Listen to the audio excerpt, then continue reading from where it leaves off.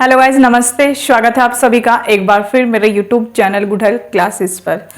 तो हम लोग जो टॉपिक कर रहे थे वो था हमारा कारक और कारक चिन्ह। ये टॉपिक हमारा कंप्लीट हो चुका। इसके बाद आज हम लोग लेंगे समास। ठीक है, आज का हमारा जो टॉपिक रहने वाला है वो है समास। आज हम समास को अच्छी तरह से समझेंगे कि समास क्या है। मैं कोई भी परिभाषा वगैरह आप लोगों को पहले नहीं रटाऊंगी, पहले मैं आप लोगों को सिद्ध करके दिखाऊंगी हर चीज, उसके बाद मैं आप लोगों को इसकी परिभाषा बताऊंगी।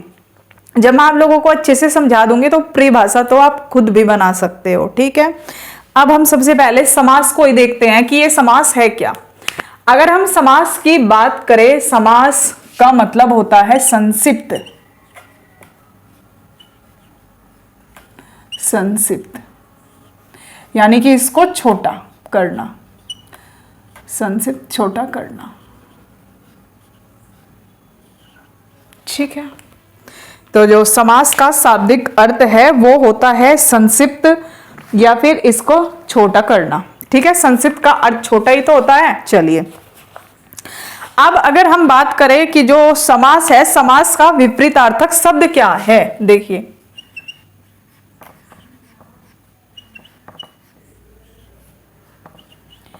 समास का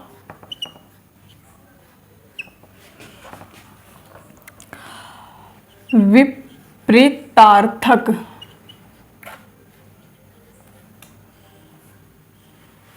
समास का विपरीतार्थक शब्द क्या हुआ? व्यास। व्यास का मतलब होता है फैलाना। फैलाना। ठीक है, तो अब अगर हम बात करें, जैसे समास हुआ, समास का शाब्दिक अर्थ संक्षिप्त, और संक्षिप्त का उल्टा होता है फैलाना। ठीक है, इसका उल्टा होता है फैलाना। समास का विपरीतार्थक शब्द क्या हुआ? व्यास हुआ। समास का शाब्दिक अर्थ हुआ संक्षिप्त, और संक्षिप्त का उल्टा विपरीतार्थक हुआ फैलाना।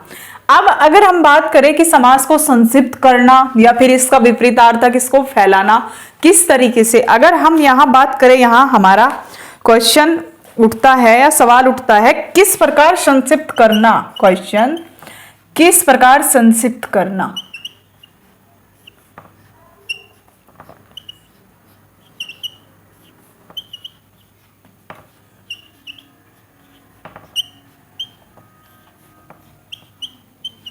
किस प्रकार संक्षिप्त करना। ठीक है, चलो भाई देखते हैं इसको किस प्रकार संक्षिप्त करना।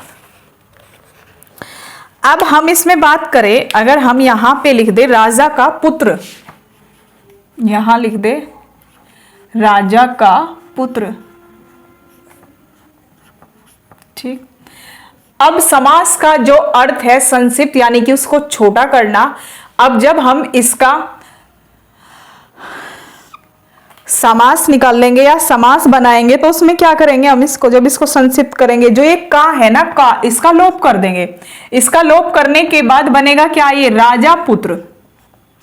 राजा पुत्र। ठीक है, जो ये कारक चिन्ह है बीच में, हमने इसका लोप किया तो ये बना हमारा क्या? राजा पुत्र। अब एक बना हमारा राजा प्लस पुत्र। अब आप इसमें ये देखो कि जो हमारा ये शब्द बना राजा पुत्र, ये वाला, इसमें ये हमारा शब्द होता है या नहीं होता? तो ये शब्द नहीं होता, शब्द नहीं होता। ठीक, तो इसलिए राजा का लिखेंगे हम लोग राज, और पुत्र का लिखेंगे पूत। पूत, तो ये मिलकर क्या बनेगा हमारा? राजपूत। राजपूत, ये हुआ हमारा समास। ठीक है, इस तरीके से संक्षिप्त किया जाता है इसको। अब अगर हम इस राजपूत का विग्रह करें, इसका विग्रह करें, विग्रह, तो विग्रह कैसे होगा? विग्रह होगा हमारा राजा का पुत्र।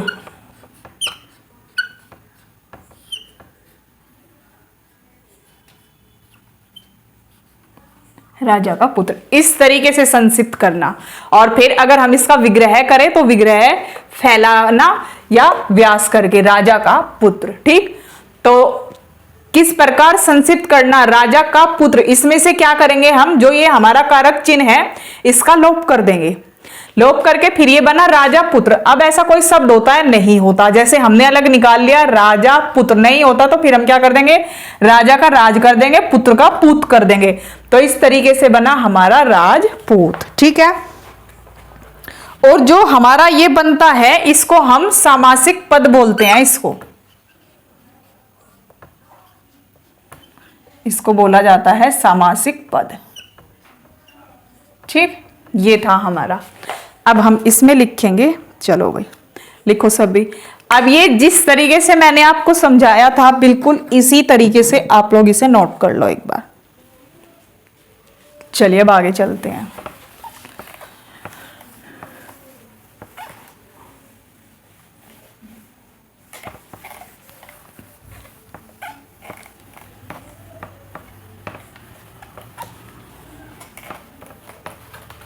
चलिए भाई, अब इसमें लिखो आप, जो मैंने आपको क्वेश्चन किया था किस प्रकार संक्षिप्त करना, ये क्वेश्चन लिखा था, उसमें लिखेंगे हम लोग क्या, किसी वाक्य या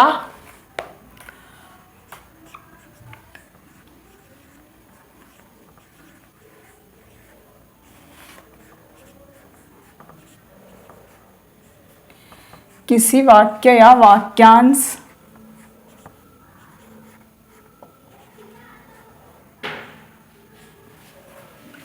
किसी वाक्य या वाक्यांश को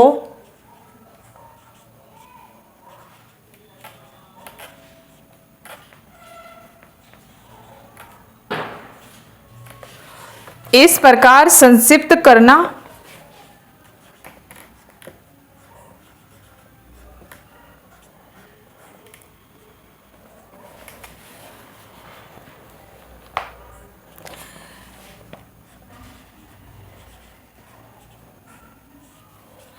कॉस्ट में लिखेंगे छोटा करना।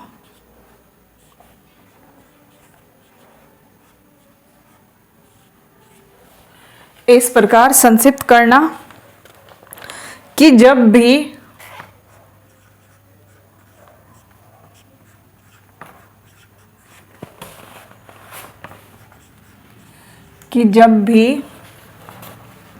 हम विग्रह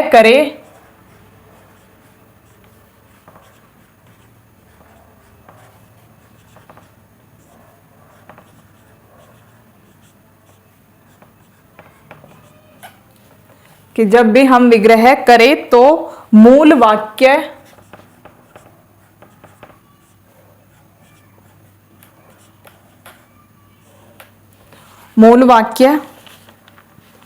या वाक्यांश निकल आए।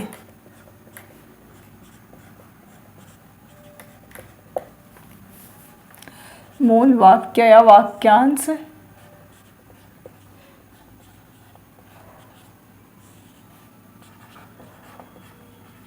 निकल आए। ठीक है, इस तरीके से किसी वाक्य या वाक्यांश को इस प्रकार संक्षिप्त या फिर छोटा करना कि जब हम उसका विग्रह करें तो उसमें हमारा मूल वाक्य या वाक्यांश बनाए या निकल आए। ठीक है, चलिए अब हम लोग इसकी परिभाषा लिखेंगे।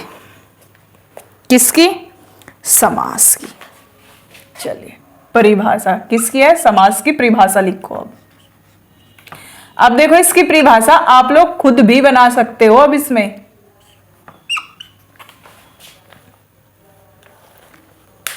चलिए भाई लिखते हैं। किसी वाक्य या वाक्यांश को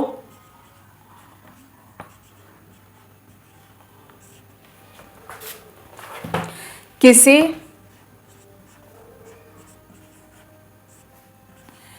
वाक्य या वाक्यांश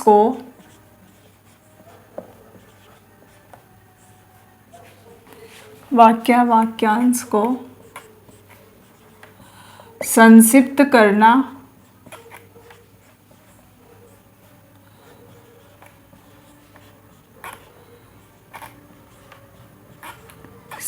करना ही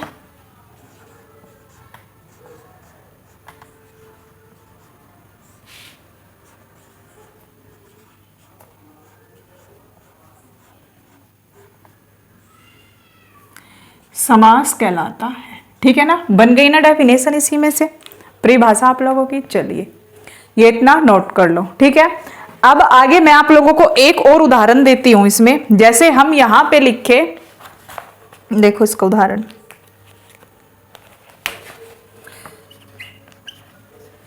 उदाहरण देखो, जैसे मैं यहां पे लिखूं महान है जो कवि, महान है जो कवि, तो हम इसको संक्षिप्त करेंगे। जो ये है हमारा, हम इसका जो है ये कारक चिन्ह, हम इसका लोप कर देंगे। ठीक, अब लोप करके देखो कैसे होगा। लोप करके हमने ये लोप कर दिया, ये जो कर दिया लोप, तो यहां क्या लिखेंगे, महान है कवि,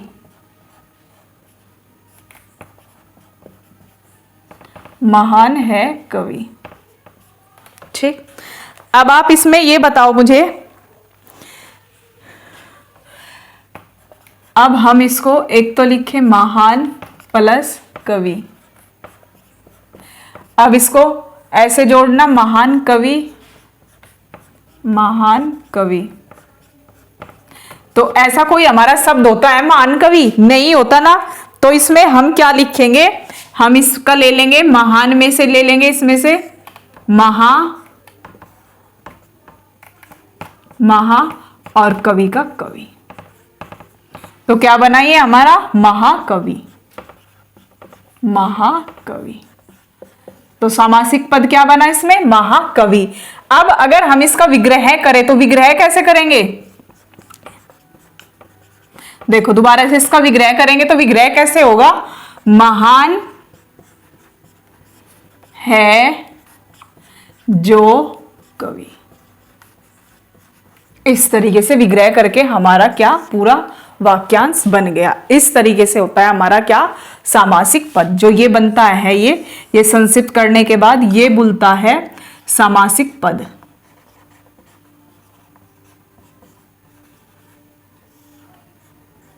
सामासिक पद, ठीक है। ठीक इसी तरीके से इसको नोट करो, फिर हम लोग आगे चलेंगे। ठीक है, चलिए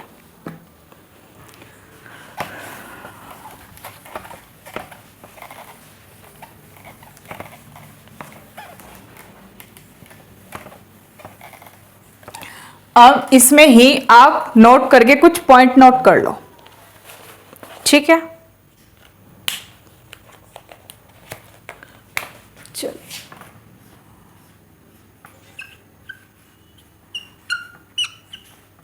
नोट करके कुछ पॉइंट नोट कीजिए।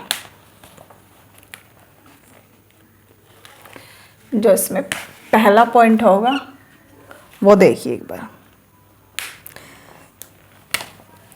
लिखिए। अब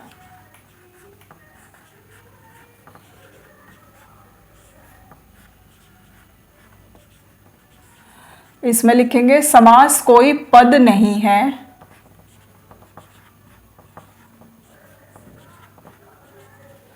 समास कोई पद नहीं है, समास एक प्रक्रिया है।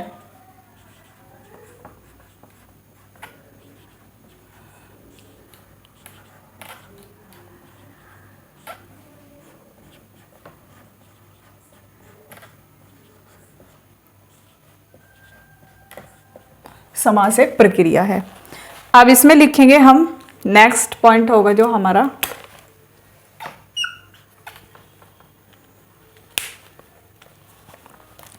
वाक्य या वाक्यांश से चलकर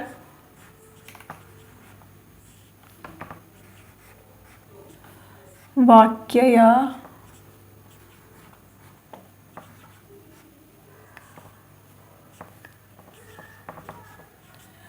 वाक्यांश से चलकर वाक्य या वाक्यांश से चलकर एक शब्द बनाने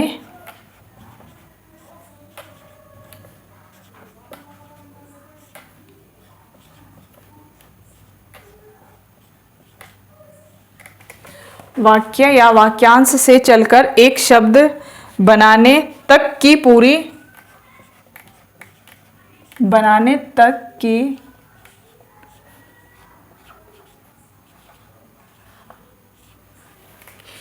पूरी प्रक्रिया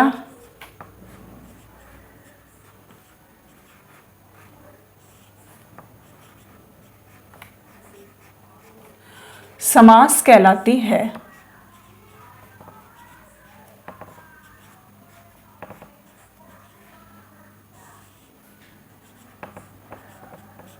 समास कहलाती है। ठीक है, अब लिखेंगे हम नेक्स्ट पॉइंट।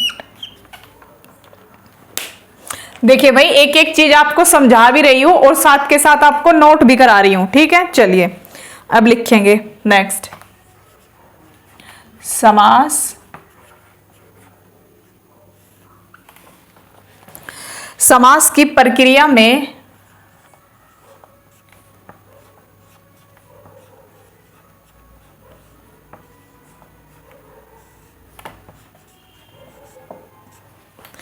समास की प्रक्रिया में वाक्य या वाक्यांश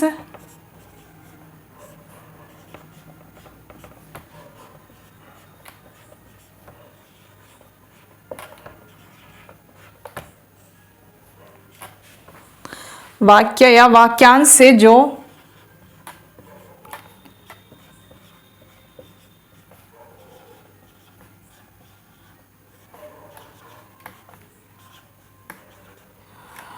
एक शब्द बनता है, एक शब्द बनता है, उसे सामासिक पद कहते हैं।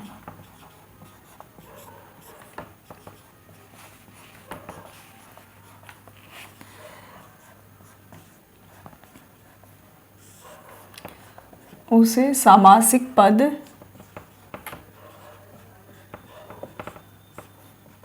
कहते हैं। ठीक है, चलिए ये नोट कीजिए आप लोग। अब इसके बाद आप लोग लिखोगे समास विग्रह। हेडिंग डाल लो, समास विग्रह।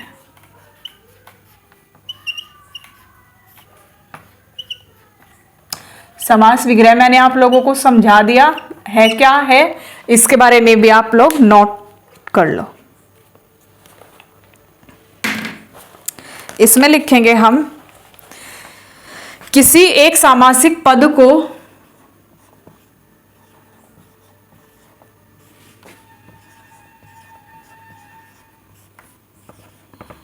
किसी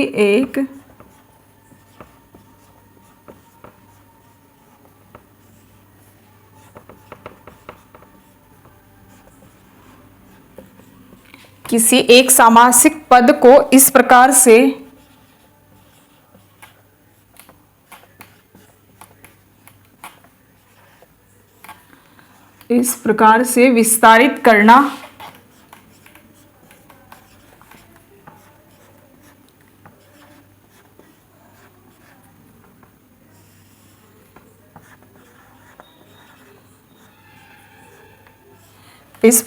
विस्तारित करना कि वह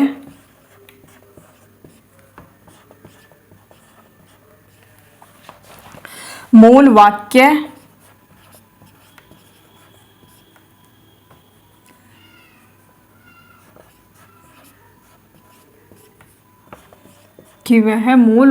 या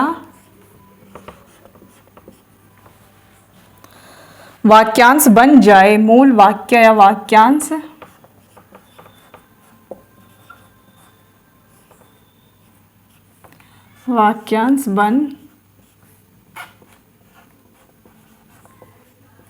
बन जाए, इसे समास विग्रह कहते हैं।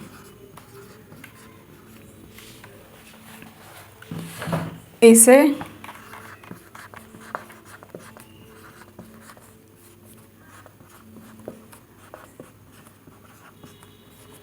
समास विग्रह है। ठीक है, उसे समास विग्रह कहते हैं। वो मैंने आप लोगों को समझाया है कि समास कोई पद नहीं है, समास एक प्रक्रिया है। ठीक, समास एक प्रक्रिया कैसे हुई? जैसे कोई वाक्य होता है, हम उसको संक्षिप्त करके छोटा करके लिखते हैं, तो वो पूरी जो हमने की थी वो एक प्रक्रिया ही तो थी। वाक्य या वाक्यांश से चलकर एक शब्द बनाने तक की पूरी प्रक्रिया समास कहलाती है। जैसे हम लोग वो कर रहे थे, राजा का पुत्र कर रहे थे, तो उसमें से हमने जो हमारा कारक चिन्ह था उसका लोप किया। उसका लोप करने के बाद जो हमने उसका छोटा रूप बनाया, संक्षिप्त बनाया, जैसे भी बनाया, तो वो क्या था, वो एक पूरी प्रक्रिया थी जिसको हम समास कहते हैं। और जो बाद में वो संक्षिप्त करके आता है उसको सामासिक पद बोलते हैं। समास की प्रक्रिया में वाक्य या वाक्यांश से जो एक शब्द बनता है उसे सामासिक पद कहते हैं। ठीक है, चलिए अब आगे समास विग्रह। अब बात करें कि ये समास विग्रह क्या है। किसी एक सामासिक पद को इस प्रकार से विस्तारित करना कि वह मूल वाक्य या वाक्यांश बन जाए, इसे समास विग्रह कहते हैं। भाई जैसे हम लोगों ने क्या वो बनाया था, जो राजा का पुत्र, ये इस तरीके से बनाया था हमने, राजा का पुत्र ये लिया था हमने, राजा का पुत्र ये लिया था ना, और इससे हमने क्या किया था, इससे हमने बना दिया था राजपूत, राजपूत ये बना दिया था ना। अब इस राजपूत से दोबारा से राजा का पुत्र बनाना ही क्या है, समास विग्रह है। ठीक है, ये सब है, ये नोट कर लो। इसी तरीके से चलते हैं हम इससे आगे। ठीक है, चलिए अब हम बात करेंगे समास के भेद।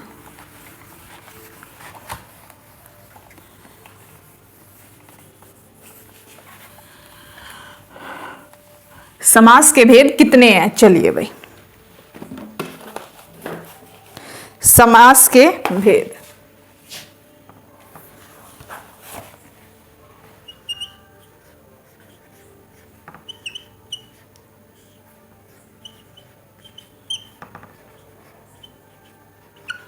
समास के भेद, इसमें क्या है, समास के भेद में इसमें दो मत प्राप्त होते हैं।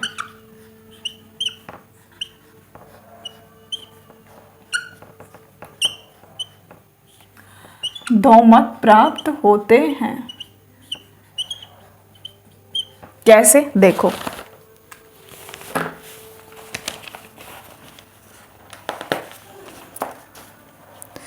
पहला मत तो होगा इसमें,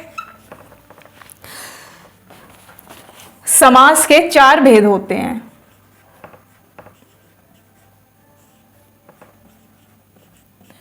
समास के चार भेद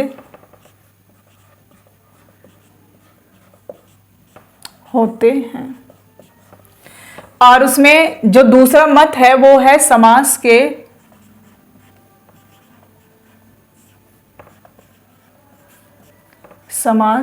छह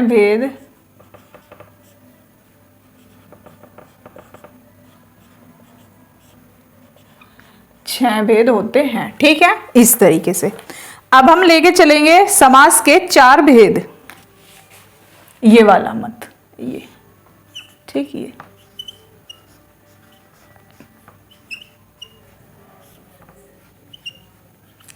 समास के चार भेद होते हैं।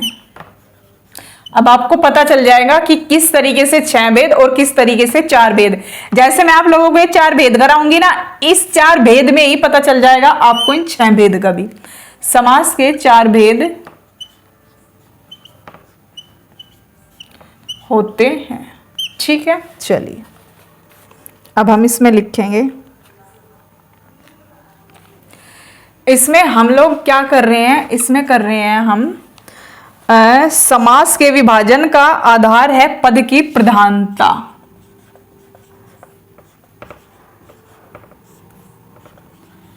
समास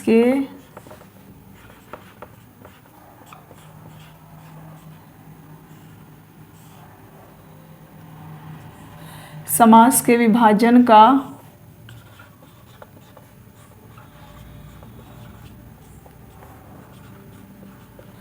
आधार है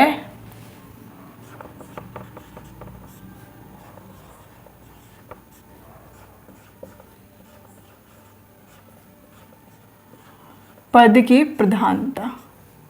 ठीक है, चलिए अब हम इसमें एक एक लेंगे।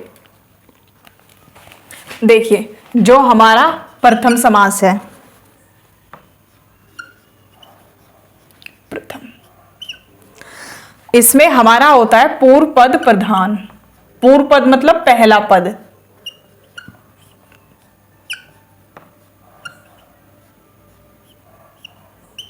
पूर्व पद प्रधान। और इस समास का नाम होगा अव्ययी भाव समास।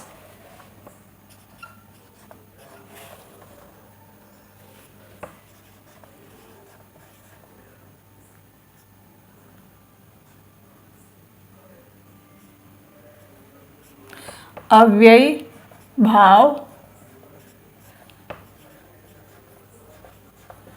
समास। ठीक है, चलिए अब इसके बाद लेते हैं दूसरा। दूसरे में होगा हमारा उत्तर पद।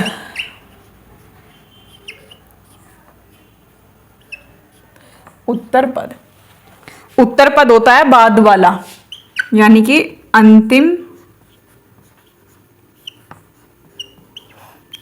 अंतिम पद प्रधान। अंतिम पद प्रधान, इसको बोलते हैं तत्पुरुष समास।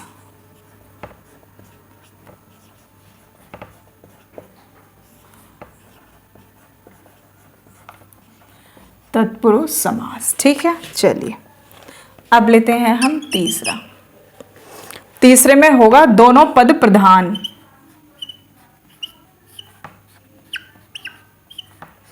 दोनों पद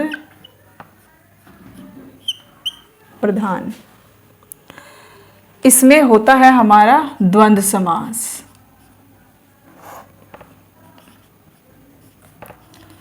द्वंद्व समास। ठीक है, चलिए अब आगे चौथा। कोई भी पद प्रधान नहीं।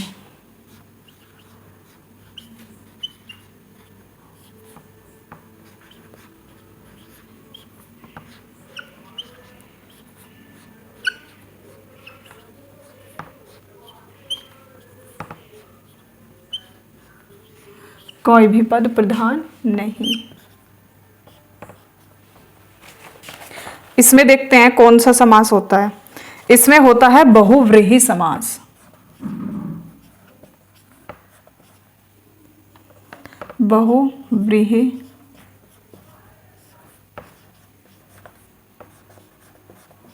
बहुव्रीहि समास। ठीक है, इस तरीके से हुए हमारे चार।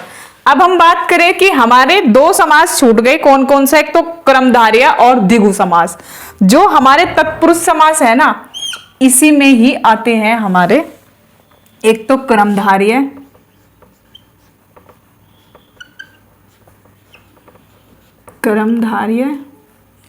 और द्विगु समास।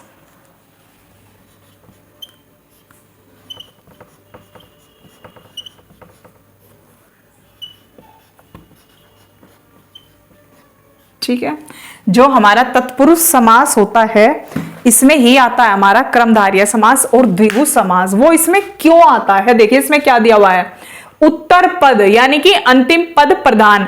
जो हमारा क्रमधारय समास होता है उसका भी अंतिम पद प्रधान होता है, और जो द्विगु समास है उसका भी हमारा अंतिम पद ही प्रधान होता है। इसलिए समास के चार भेद किस आधार पर है? पद की प्रधानता के आधार पर। इस तरीके से हमारे चार भेद होते हैं, और इनको हम 6 भेद में भी बोलते हैं कि 6 भेद होते हैं। अब बात करें कि अगर एग्जाम में क्वेश्चन आ जाए कि इसमें हम 4 भेद लगाएं या फिर 6 भेद लगाएं, आप लोग ये टॉपिक पहले पूरा करो। जैसे मैं आप लोगों को ये टॉपिक करा रही हूं, आप पहले ये टॉपिक पूरा करो।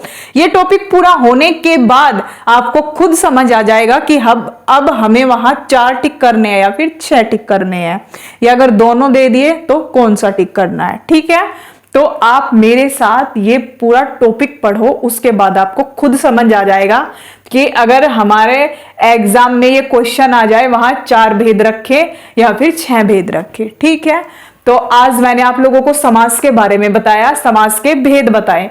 कल से हम एक एक समास का भेद लेकर चलेंगे। ठीक है, तो आज के लिए इतना ही, मिलते हैं नेक्स्ट वीडियो में, तब तक के लिए नमस्कार।